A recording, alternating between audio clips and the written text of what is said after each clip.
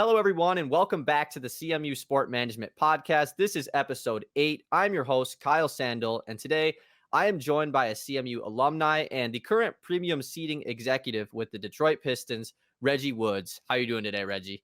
I'm good. Nice to be here, Kyle. Yeah, this is, I had a couple guests that were on the show previously, Justin and Coach Steve and Coach Demo. They both all recommended that I link up with you, and you agreed that this would be perfect. So thank you for hopping on. Yeah, absolutely. Always happy to talk to Chips. Always happy to give back to Chips wherever I can. I know I've had some really good mentors, people that reach back down to me. So just trying to do the same. Yeah, of course.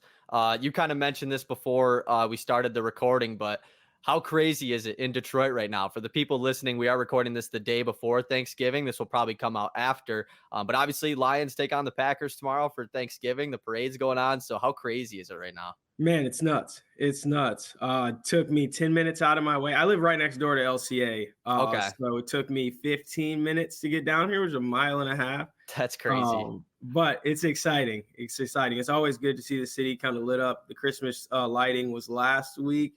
So having the parade down here, Lions down here, MSU Penn State is down here on Friday. So MHSAA this football this weekend too. This is one of like the busiest times of the year for downtown Detroit. Yeah, so we're excited. And a lot of it is revolving around the sports world. So there's other Chips that are working with the Lions at Ford Field too. So everybody's pretty busy. For sure.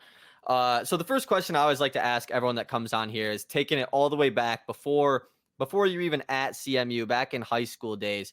What was the inspiration for coming to Central Michigan University to do sport management? Yeah, so that will take me back to 2012. So Okay. 11 years ago. And thinking back, I was never even planning on going to school. College was never in my peripheral. It just so happens that I took a year off. I had friends that were going to CMU at the time.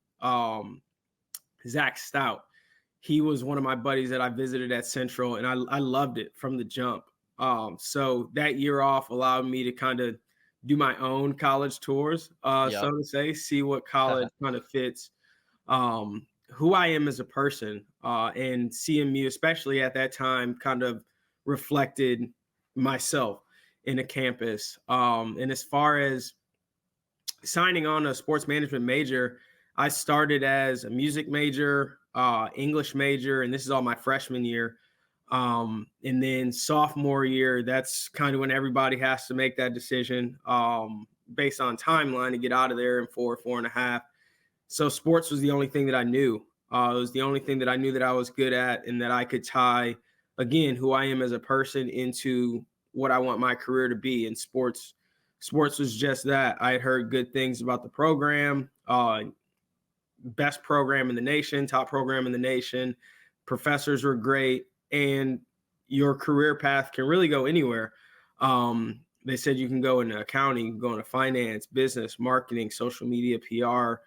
Scouting at the time was something that I was looking at, or you can go into sales.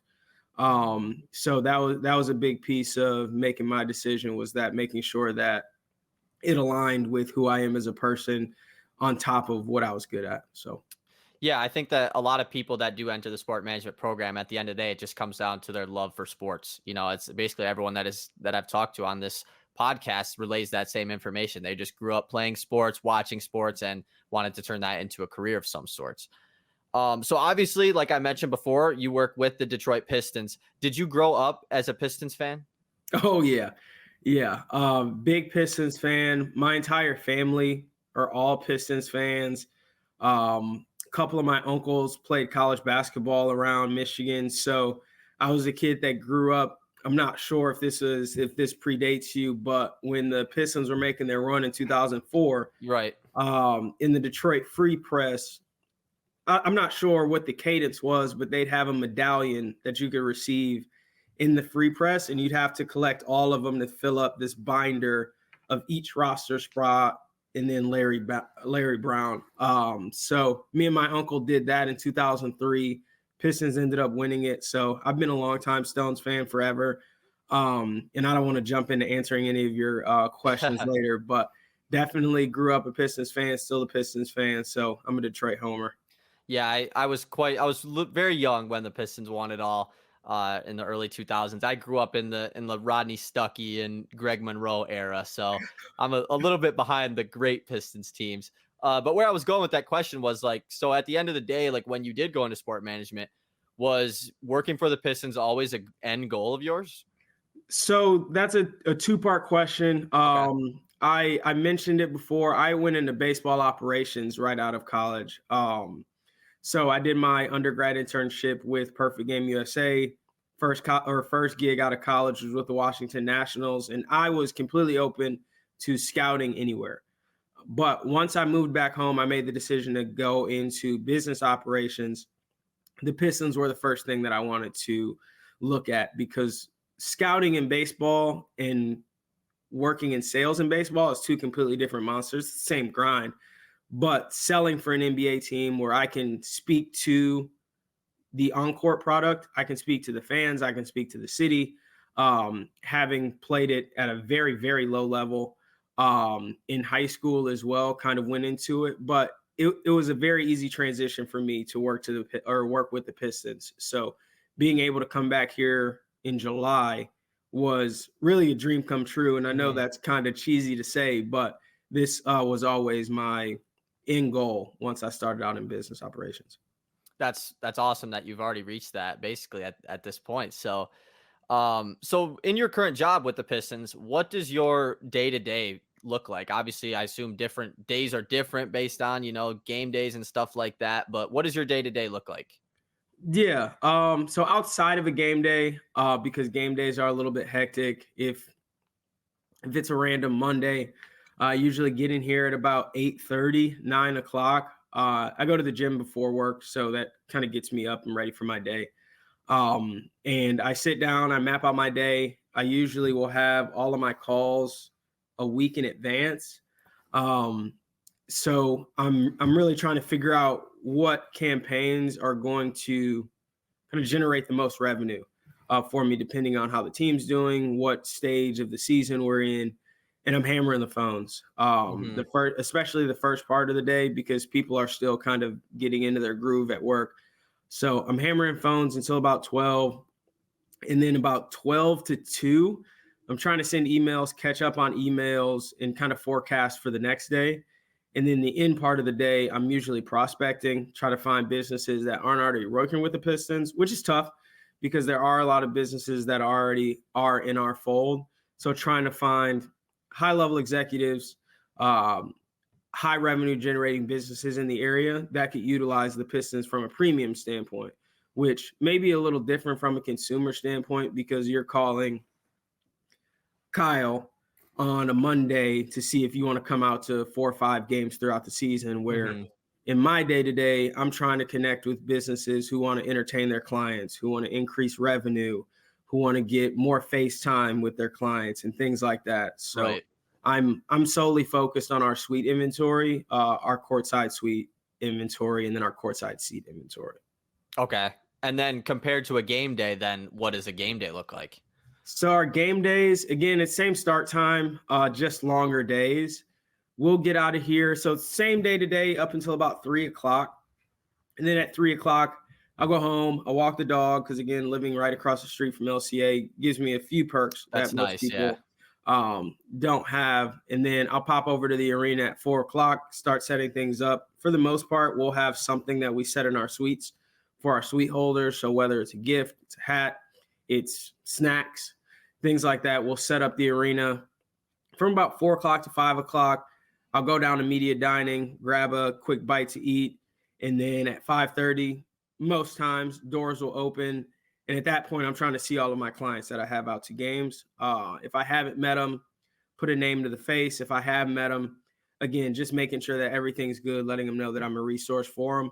And then once tip starts, that's when I try to get away from my clients, let them enjoy the experience at Little Caesars Arena, and then try to bop around, see if I can find some people that may look lost, may have questions, may be looking for a rep that is selling courtside seats, and try to do some face-to-face selling. And then once we get to about the third quarter, that's when I try to lock in and watch the Right. actual game.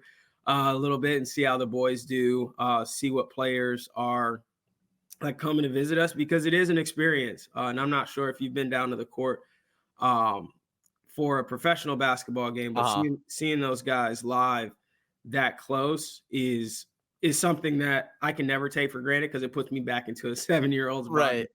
Yeah, I mean, Um, I've been in LCA, for games, but never as close as to be, from me to them away from seeing how big they are compared to me. Yeah, it's incredible. So the game day experience is a little bit different. It's a Uh-huh. little bit more lax than just grinding out 50, 60, 70 calls on a 9 game day, but it's fun. It's fun. Mhm. Again, like that experience of being at a professional game, and it never really goes away. So So obviously we're about 15 games into the NBA regular season. So before the season started in the off season, is it a lot of like still trying to connect with different businesses to partner with the team and stuff, or is it completely different stuff?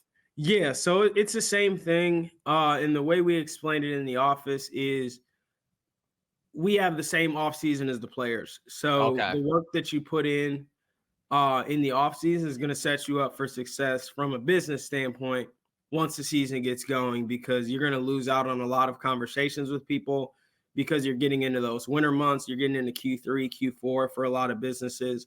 So the off season is probably a little bit more of a grind for getting people on the phones, for starting those conversations. So once the season gets going, you can just sign the contract, get them their assets that they signed on for, and then you don't got to worry about it until March, April of next year, and get the ball rolling just a little bit earlier. Mhm. And having started in July,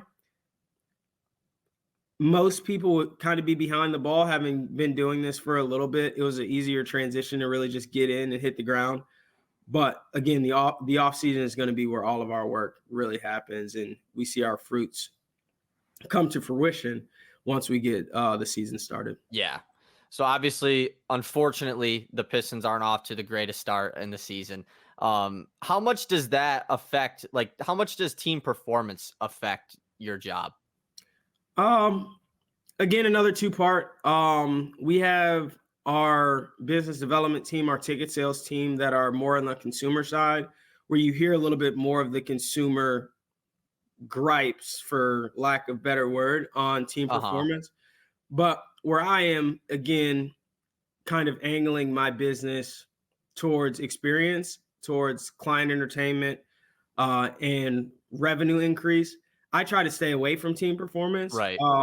And addressing the elephant in the room, 2-11 is really hard to kind of ignore. But I try to at least do my best to just frame it in a different way. Uh-huh. Because sure, the Pistons may be bad, but we have the Lakers that are here next week. Everybody wants to see LeBron. Right. And every NBA team has enough star power to really overcome that objection, so to say. But it does definitely affect the business. We'll probably look at some things on the business standpoint if we continue trending that way. But kind of being bought in with the team, we have the utmost support, utmost hope in the team that things will turn around. Right. At some point, things will click. And you also have to kind of leverage that as well. That once the team does turn that corner, it's going to be too late, because we've already sold X amount of our inventory to this point, and those people are already bought in, so they're not going anywhere. So it's, again, just driving that urgency that once it's too late, it's too late. Yeah. Yeah, the Pistons play the Pacers in the last in-season tournament game this Friday, on Black Friday. So hopefully the in-season tournament courts, I really do enjoy. How has that been with the one at LCA? Is that like a really seeing that in person? Yeah. So our court with our jersey has been the most buzz, and Uh-huh. kind of giving you guys some insight. Our year over year viewership is up 50%, which means people are talking about it. And whether it's Right. good or bad, there's no such thing as bad publicity as long as Exactly. people People are are still talking talking about it. about it. Yeah. But it's also kind of a nod to our longtime Detroit's fans, the guys that were here, guys and girls that were here in the late 80s, early 90s, that Bad Boys theme, you see it everywhere. Yeah, And for sure. now since the Pistons have brought that into their marketing fold, it's been amazing. I love it. I love the skull and the Yeah, for crossbones. I sure. love the black and the orange because it's kind of spooky. And our pregame video has the Bad Boys chant just playing like That's softly in awesome. the background. So it gets pretty exciting. I love it. I love the courts. Some courts I don't really mind. Right. There's some But that are, a bit much, but yeah, but ours I really do like it. It's probably again the homer bias, but the for jerseys sure. with the court, I love it. And our Yeah, marketing team, our game ops does a good job. I'm a huge fan of the Bad Boys theme being incorporated with the city jerseys this year. Yeah. So leading up to, your time with the Pistons now, I was just going through your LinkedIn page and it is just so many different things that you have gotten the chance to be a part of. So let's go on a bit of like a deep dive here with your experiences in the past. Like take me through your path from CMU. I saw you work with the baseball team at CMU to now. Yeah. So first shout out to that CMU baseball team, MAC champions in 2015. And that gave me a chance to really get a deep dive into what it's like on a day-to-day basis for a college athlete at the time, see how they work, see how they perform, and also the coaches as well. Steve Jackson, Will Arnold, Doug Sanders, Coach O, who is all of those guys are very, very much well respected in their field, and having seen them and kind of learned under them kind of propelled to my next step, which from was it 2016 again, my undergrad, able to intern with Perfect Game down in Florida. And that's really where the connecting piece kind of took off, which is something that at least during my time at CMU was stressed. Was you got to get out, you got to meet people, you got to get your name out there. And I tried to do just that. So I met Tyrone Brooks and Jerry Miller, who kind of took me under their wing. They looked at my resume, told me, hey, this is terrible, fix it, because it's not going to get you a job scouting. And then once I got down to Florida, Jerry, call him Uncle Jerry now, just showed me everything that I need to know from a writing standpoint. And I thought I was a good writer. Again, mind you, I was a English major for about a couple weeks. Right. But the scouting world, they speak a lot differently. So just that 30 days down there in my internship, I was able to publish 6-7 scouting reports for coaches to look at. And I was like, okay, I might be pretty good at this. Let me see if I can keep riding this thing out. So December of 2017, I think this is a week before graduation, I flew down to Orlando, Florida for the baseball winter meetings, just again to kind of get my name out there, see how many people I can meet, see if there's something that I can kind of fall back into. Right. Because being a first generation college student, I had no idea what life after college looked like. But I knew I didn't want to sit behind a desk. So I ended up meeting up with Tyrone again, and he put me in contact with James Goodwin, who was the director of video scouting and advanced analytics for the Washington Nationals. And again, first job out of college, I was kind of spooked, moved out to Harrisburg, Pennsylvania, living on my own. I'm 11 hours away from home. And the furthest that I had ever been from home outside of my internship was 2 hours. So being from Detroit, driving up to Central, it's quick. So worked, if there was 165 days in the minor league season, I worked 162 of them. The only 3 days that we didn't was the All-Star break. So I was traveling with the team, working every home game. So not much free time, but when you're 22 years old, what's free time really? Right. So it was a sacrifice that I was excited to make. So after the season, moved back home because it's really an internship. That first gig out of college. And you do the same thing. You try to get in front of people, put your resume in front of people. So I connect back with Tyrone Brooks, and he says, hey, this could be fun. He sent me a replay operator role for the Office of the Commissioner in New York City, which was really exciting for me. But it was also kind of a selfish move as well. My grandfather was getting a little older, and he lived in Jersey, which is right across the Oh, I bridge from New see. York. So I was able to move out there. I was able to hang out with my grandfather before he had passed a couple months later. But being in New York was another lesson in itself because I can only imagine. Yeah. it teaches you time management, it teaches you detail orientation, and then being a replay operator, you got to be on your P's and Q's because this is all live Hmm. happening. As soon as they pick up the phone, like you're on there and you're spinning the video back and forth. So that was a really good experience. Again, selfishly and professionally as well. But it came to a point where I was almost frustrated where my career was going, that I wanted to do more. Uh-huh. Um, Everybody that listens to this that's from Central, we pay a lot of money to go to school. And when you do that, you want to get the most out of your degree. You want to get the most out of your 4 years, 5 years, however long it takes you to get your degree. Um, so I made the tough decision of giving up something that was the only thing that I knew to take on a new challenge. Right. And that's when I transitioned into the baseball operations side, but I'd had that skill now of just pushing your resume anywhere that it can go. Uh-huh. So I applied for first job that I applied for was the Pistons. They were building up more of a seasoned inside sales group. And then I threw it at the Lions. The Lions at the time didn't have an inside sales crew, so the growth there in the NFL has been tremendous. Right. That's now implemented. But I met another guy that said, "Hey, I know you've been getting a lot of no's since you've been home. You should look at the Red Wings and the Tigers." Being Olympia at the time, now Illich, ended up landing that role. And I felt like I got that first gig out of college again. I was a little bit older. I was 25 at the time, Hmm. 26 at the time. But it was something that I knew what I was signing up for. So starting in the inside sales program in February of 2020, and then March of 2020, COVID hit.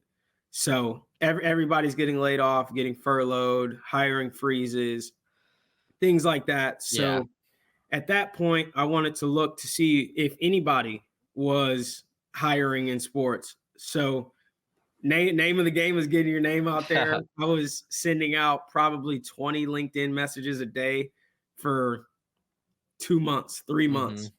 And it got to the end of the road where I reached out to Dr. Mumford and said, "Mumf, like, what do I do, man? Like, that I'm in this thing, and once you get out of sports is a thing that it's very hard to get back in." So I applied, got accepted to Clemson for their MBA program, and I think right as I got that email, Michael Nice and Dari Weissman, who were at NASCAR at the time, reached out and said, "Hey, we got a great opportunity. We're building our sales program. Do you want to have a conversation?" And I was like, "Oh man, NASCAR. I don't know. Like Right. we got Michigan International, but in Michigan, we know that for faster horses more than the NASCAR race." Right. So again, I took a chance. I moved down to Daytona, and that's really where my career kind of took off because it's full menu selling for 11 tracks around the country, and it's just a different environment that you're used to. Everybody's bought in. Everybody loves the sport, and if you don't love the sport, there are people who can teach you the sport, and then you eventually end up learning it and Hmm. loving it. So fast forward, getting promoted in 5 months, moved out to Arizona with my roommate who's now with the Nets. Um, I loved it. I loved it. I didn't think that I would love it. I got two favorite drivers, Bubba Wallace and Joey Logano. Okay. Yep. Um, and I met so many connections that I still talk to this day, especially my director who has championed my career to this point. His name's Caleb Hancock. He was just so technical, but he was also garnering a culture of people there that if you come here, you're gonna be successful. If Okay. you just buy into my process, buy into the area. Again, that's 36 miles away from the closest thing that I've ever known. So it was a good time. NASCAR was a really good time, but like all things, I just wanted a little bit more. Once I Hmm. got to the end of my NASCAR career and was trying to figure out how I can handle bigger dollar amounts. So whether that be premium, whether that be partnerships, and I ended up getting a message from the then director of partnerships saying that they were looking for somebody. So it's crazy how like all these things kind of just Right. turn over into each other. Um, but I flew out to Pittsburgh. I flew back talking to my director, and he was like, "Is this something that you want to do?"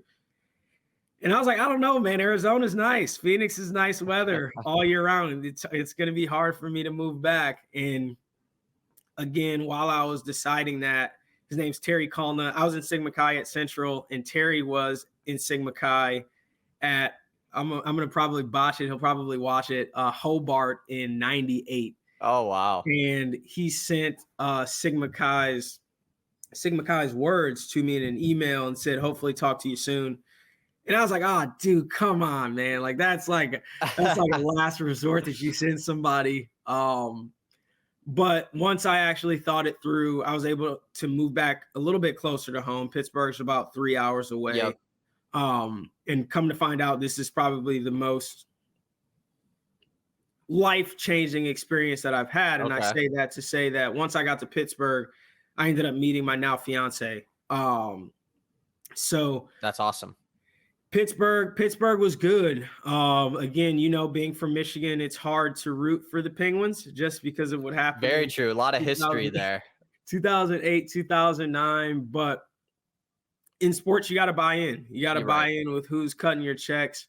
So I was in partnership marketing for a year, and I was pushing, saying, "Hey guys, I know how to sell. I can sell. Let me get it. Let me get in on some of this. I know you guys are doing some big deals over here." So a year later, I ended up switching into like a premium partnership hybrid sales role um, for the next couple months from November of 22 to July of 23. Uh-huh. But then again, once you kind of put a ring on it, you got to start thinking of like where you're going to starting a family. So having some conversations with my fiance, both of our families are from Michigan. So we started looking back home, and it was going to be a case where both of us work in sports. So one of us had to go first. One of my classmates who went to Central, I'm not sure if her name's popped up, Jillian Walker. We went to school together. We worked together for the Tigers as well. She said, "Hey, we got a spot for you if you want it." And I was like, I can't say no to it. Right. You want to get back home, and in Pittsburgh they call it the Pittsburgh swing. So I've kind of adopted the Detroit swing, where you grow up in Detroit, you leave Detroit, and then you come back. You end up back. Yeah. So that's kind of long-winded, and every time I have this conversation year over year, it gets a little bit longer. Right. But that comes with it. So that's a kind of roundabout way of what success has looked like for me. I think it looks differently for everybody, but I didn't know what I wanted to do until a couple of years ago, truth Right. be told. But I always had those backings, those learnings of Central in the back of my head as far as Hmm. networking, being persistent, staying consistent, and just looking for achieving more Yeah. out of your career. Yeah, it looks like it all came back full circle for you, which is super awesome that you ended up back with the Pistons. So only a couple more things I have for you. You obviously have talked about like the things that you enjoy about your job, but what would you say is the favorite part about your current position with the Pistons? I don't even know if it would be work related. Right. That it doesn't have to be. Yeah. But we get a chance to, so we work out of the Pistons Performance Center, which is again right down Woodward from Little Caesars Arena. And everything Pistons is inside of this building. So our marketing team, our sales team, our PR team, our interns, but also our basketball team is here every time they're not on the road. They're practicing here in the mornings. So there sometimes you could hear a basketball dribbling. You could hear Monty yelling out plays, things That's like cool. that when you're inside of the office in some of our workspaces. But we also get the opportunity to play basketball probably once a week, twice a week, down on the same floor that they practice in. That's awesome. And like for me, in college, I stayed in the SAC, playing basketball with Derek and Steve, all those Yep. guys. So to be able to be on the court that they're practicing on every day on NBA floors is really exciting for me because again, I like to stay in shape. So that's probably one of them. But the other one is just how close knit our group is and Mhm. how welcoming they are to people that are new. So I started here in July. If you were to walk through our office, you wouldn't be able to tell. And we just had a director of premium sales and service come in last week. And again, if you walk through the office, you wouldn't be able to tell, which goes to say that our leadership does a good job of hiring the right people. And Mhm. that's a big piece of any any sports organization that you work for is if you have good people, you'll have fun. And if you're having fun, you'll perform for people that invest in you. For sure. So I guess the last thing that I have for you is, you talked about like when you were at SIMU, like learning those networking skills and stuff, like was super crucial to you. So for current students that are in the sport management program, like what would you say is your biggest piece of advice if they want to end up in a position like you, if they want to end up working just in sports in general, like what would you give advice to them? Yeah. And I would say this is solely for my central people. If any Yes. other college is looking at this, do not take this advice. Um, but no, all jokes aside, I would Fire say up. fire up, lean on the alumni because we have a lot of rock stars in leadership that are 2, 3, 4, 5 years removed that want to help. And when I was in school, it was tough for me to find where those people are. Hmm. But this platform in itself, and kudos to you for ideating this and bringing this to life, it allows undergrads to see people who came from where they came from. So the Nets have folks, University of Alabama has folks, the Atlanta Hawks have folks, and we want to help as much as possible Yeah. because we want to get more chips in here because we know what we can do. We know what we bring to the table. If we don't know something, we'll figure it out. Hmm. But at the very least, we're going to be high energy about it. Um, And it's a great so word for the program too, obviously. and it's a tremendous program. Again, Mumford, Shespatowski, Boileau, all of these professors have done a great job of keeping people in the program that they know will be successful. I know Mumford. Actually, I talked to somebody who is in the program now. She's like, Mumford said, I'm exactly like you. I sit in the same seat as you. And like that in itself is an experience. Yeah. But yeah, I would lean on the alumni as much as possible, reach out, because once it comes your time to get into whatever field it may be, that alumni is going to look out for you, truth be told.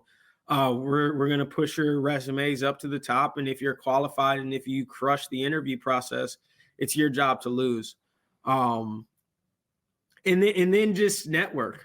Hmm. Network on top of that. Obviously, reaching out to alumni is networking, but that's a little bit more unofficial networking. Yeah. But still, reach out to as many people as you can. Put your resume in front of as many people, will take it. But the biggest one again is just lean on the people that come from where you come from.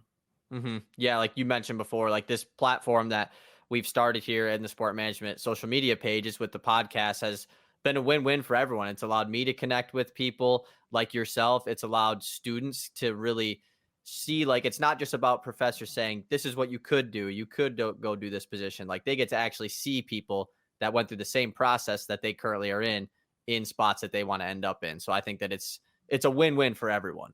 Exactly. And again, to the program, it does a good job of putting so many things in front of you to where you can pick and choose what it is that you like. I know we did in Mumford's class, the fundraising for Angel Wings, and Yeah. it splits it up to where some people can be on marketing, some people can be on partnerships. And if you don't like it, throw it out. 5 years down the road, you might revisit it and say, you know what, I did think that that's something that I'd be successful at now. Right. So it's a great platform. Like, truth be told, I'm so proud of you, so proud of the program for kind of bringing this up, because it's something that the alumni have also said that that's something that we want. We want to see who's crushing it in undergrad. We want to see the people that are in the sales bucket, in the marketing bucket, in the partnership bucket, and be able to reach back out to them, because it's probably a little bit easier for us to reach out than you guys, just because when I was 21, I didn't want to reach out to somebody else 35. And especially if they had like some super cool title in front of their name. Right. Yeah. It can be a bit nerve-wracking for sure. Yeah. So like, use us, because we're trying to formulate some things. We actually had a call not too long ago about how we can kind of bring everybody under the same page and everybody get aligned. Yeah, I think that would be phenomenal for current students in the program. Well, that's all that I have. Is there anything else that you feel like we didn't touch on that you feel is important to get out? No, man. I just want to see this podcast take off. Yeah. As many shares as possible. Of course. I'm gonna share it every single time. And I know there are some other alumni that are gonna share it as many times.